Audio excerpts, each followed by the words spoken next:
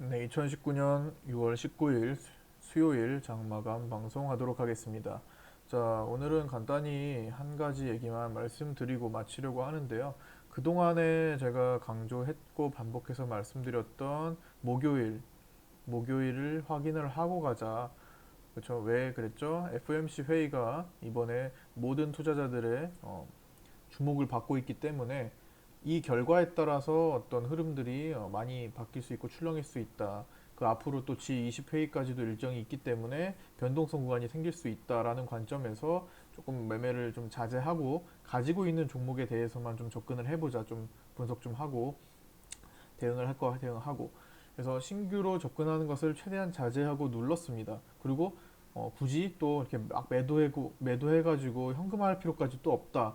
왜냐하면 어떤 결과가 나와도 시장은 추세를 살려나갈 가능성이 높기 때문에 그 시기의 문제고 어떤 흐름 출렁임의 문제지 결국에는 살려갈 것이다라는 관점에서 지금 뭐 굳이 뭐 싼 가격에 팔 필요도 없다라고 말씀을 드렸죠. 그러나 또 너무나 무리한 베팅을 또 자제를 해달라. 뭐 이렇게 말씀을 드렸습니다. 일단 그렇게 말씀드리고 나서 이제 드디어 일정이 왔습니다. 오늘 밤 새벽이죠. 지나고 내일 아침이 돼서야 이제 파악을 하실 수 있을 건데, 자, 일단 시장이 생각보다는 기대감에 의존을 하고 있는 것 같아요. 그래서 FOMC 회의로 금리 인하에 대한 내용에 대한 어떤 기대감, 어떻게 당장 금리 인하는 안 될지언정 앞으로에 대한 어떤 멘트들, 금리 인하 가능성에 대한 멘트들을 기대를 많이 하는 것 같습니다. 그렇기 때문에 지금 뭐 미국 증시도 한 단계 더 격상을 시켜놓고 신고가로도 달려가려는 채비를 하고 있는 모습이고요. 우리나라도 어, 어제처럼 어제 코스닥이 이제 펀드 한매 사태로 조금 많이 떨어졌죠. 코스피에 비해서 코넥스에서 코스닥으로 이전해서 오는 그 펀드들의 환매 때문에 코스닥만 좀 많이 떨어졌다고 말씀드렸죠. 엔지캠 생명과학 같은 것들 때문에. 자, 그렇게 해서 떨어졌는데도 불구하고 오늘 미국 증시 따라서 어느 정도 갭상승을 이루고 밀렸습니다. 즉 시장은 아침부터 마감시까지 결국에는 떨어졌음에도 불구하고 어제의 저점을 이탈하지 않고 올라서 끝났어요. 이거는 일단은 시장이 어떤 결과를 내일 보이더라도 망가뜨리진 않겠다라는 의지가 일단 보여진 겁니다. 의지를 보인 겁니다. 어떤 시나리오를 생각해 볼 수 있겠냐면요. 내일 만약에 결과가 사실 시장의 기대감에 못 미친다고 하더라도 기대감에 못 미친다. FOMC 결과가 별로다라고 했을 때는 당연히 시장이 개파락을 할 가능성이 높겠죠. 시장 기대감에 못 미쳐서 충격을 줬으면 당연히 시장은 떨어져서 시작할 확률이 높단 말이에요. 그렇게 된다고 하더라도 밑에서 출발을 하더라도 이 추세를 전체적으로 깨버리지는 않을 정도로 지금 흐름을 만들어 놨습니다. 그렇죠? 만약에 오늘도 어제도 떨어지고 오늘도 떨어지는 모습을 보였다면 사실 떨어져서 시작한 부담이에요. 꺾여버리기 때문에 더 밀렸다가 한동안 또 횡보를 했다가 또 올라올 확률도 생기는 겁니다. 그러나 지수의 흐름을 흐트러짐을 발생시키지 않고 최대한 그 흐름을 견고하게 만드는 모습은 있었습니다. 오늘도 밑꼬리 달고 또 강하게 올라오고 240분봉을 살리면서 끝났고요. 코스피도 마찬가지고 보시면 이 떨어지더라도 어떤 흐름을 살리고 끝냈죠. 코스피는 뭐 완전히 240분봉 보세요. 자, 선물도 보시고 자, 추세 살아 들어왔죠. 240분봉이 저런 각도로 살았다는 것은 추세가 돌아 올려지고 있다고 생각하고 계시면 됩니다. 그런데 절대 이탈을 시키지 않고 여기를 방어를 하면서 끝났어요. 와, 코스피는 정말 예술적으로 방어를 했네요. 그렇죠? 코스닥도 마찬가지. 어쨌든 흐트러지지는 않게 만들어 놨다는 거예요. 어떤 결과가 나오든 시장은 살리기 용이하도록 망가뜨리진 않았다. 코스닥도 펀드 환매로 인해 빠졌다고 하더라도 여기에서 최악의 경우가 발생을 하더라도 개파락을 해서 올라올 수 있을 만한 그런 환경을 갖추고 끝났다라는 보시면 됩니다. 망가뜨리지가 않았다는 거예요. 그래서 내일 개파락은 찬스입니다. 내일 개파락으로, 그러니까 결과 FOMC 회의 결과가 시장 기대에 못 미친다고 하더라도, 그렇게 돼서 내일 하락 출발을 하더라도 거기는 기회의 타점이 될 수가 있을 겁니다. 어제까지 이 내려가는 구간에서 좀 조심을 했다면, 이거 조심 말씀드렸잖아요. 매매 그렇게 활발하게 할 필요 없다. 시장 뭐 하루살이도 아니고, 그렇죠? 확인을 하고 가자. 그래서 혹시나 내일 개파락 출발을 하더라도 거기서 돈을 쓰면 된다고 생각을 하시면 되고요. 만약에 시장 기대감에 충족을 해서 내일 바로 상승할 수 있는 여건이 만들어진다. 그럼 그거 확인을 하고 거기에 따라 들어가도 상관없는 게 되는 겁니다. 뭐 그렇게 했다고 얼마나 차이가 있겠어요, 그렇죠? 종목은 2,400개인데. 어쨌든 중요한 것은 내일 밤 사이에 열릴 FOMC 회의 결과를 확정 짓고 결과가 확정되고 나서 매매를 하자라는 겁니다. 그게 시장이 기대했던 모습이든 아니든 간에 상관없어요. 어쨌든 불확실성 소멸로 인해 다시 정돈될 겁니다. 어떤 결과를 가지고 오더라도. 살짝 실망해서 떨어져서 출발한다면 거기가 기회가 될 수 있을 것이고, 아니라면 확인하고 더 조금 높게 사더라도 그때 가서 사도 충분합니다. 시장은 그만큼 그럼에도 메리트를 보일 수 있을 만큼 많이 떨어졌어요. 시장에서 가장 큰 호재는 사실 많이 떨어진 겁니다. 많이 악재로 인해 많이 떨어진 상태가 어떻게 보면 그 무엇도 이길 수 없는 가장 큰 호재가 됩니다. 서브프라임 때도 마찬가지였죠. 지금은 제가 계속 말씀드렸지만 주가가 굉장히 싼 국면입니다. 저평가 구간이라고요.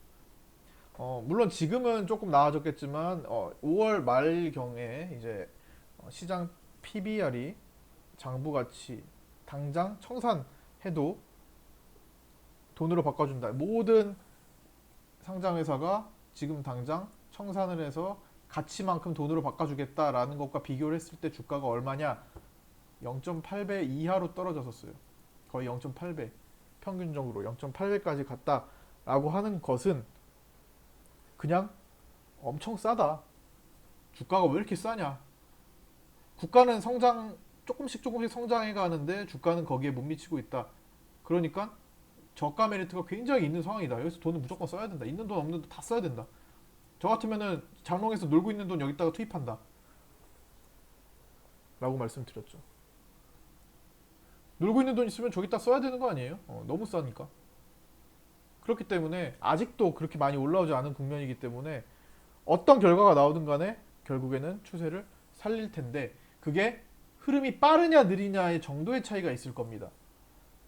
결과에 따라서.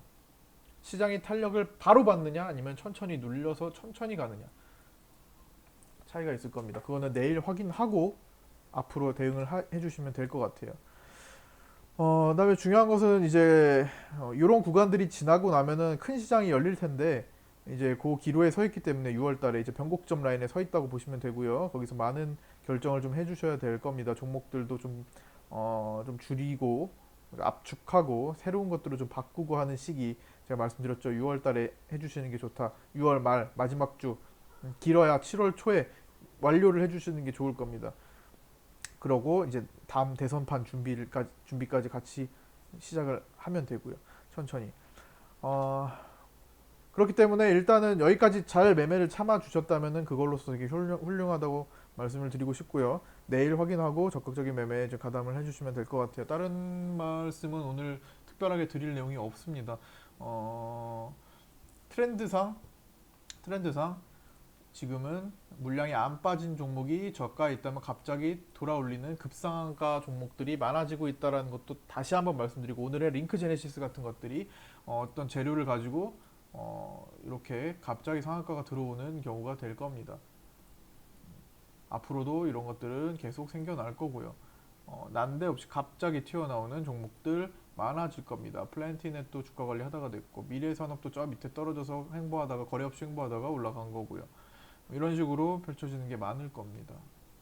그렇기 때문에 내 종목에 대한 분석을 좀 더 열심히 하시고, 앞으로 압축해서 갈 종목에 대한 분석도 열심히 하셔서 거기에 대해서 좀 정비를 좀 해주실 필요가 있을 것 같아요. 억지로 또 팔 필요도 없다고 말씀드렸죠.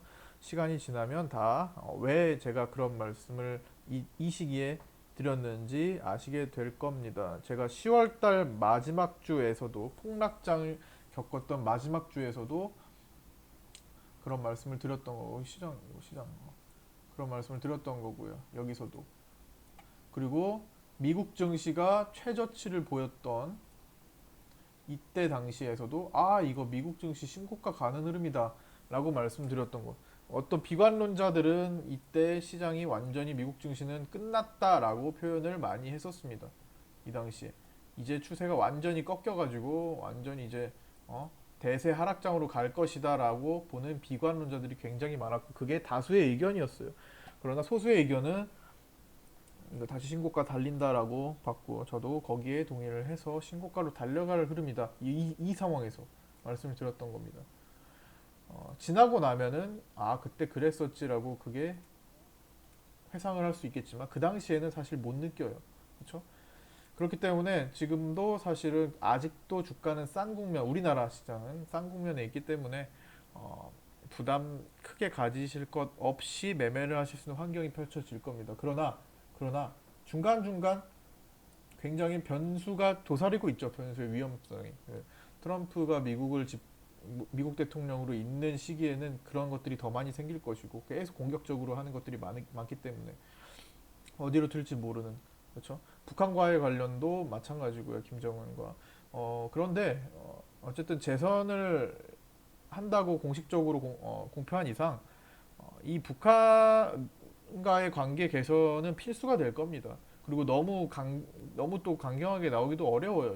이제 그동안 일 벌려놨던 거를 조금씩 풀어 해결해 나가는 수순을 밟을 겁니다. 그래야만 지금 앞으로 재선을 노리는 내년까지 이게 표심을 잃지 않고 갈 수가 있어요. 아무리 미국을 최강국으로 계속 더 강하게 만든다는 것을 내세우고 있지만 자꾸만 어떤 다른 국가와 트러블을 계속 만들어 준다면 유지를 한다면 사실 그것 때문에 힘든 미국 국민들도 많이 생겨요.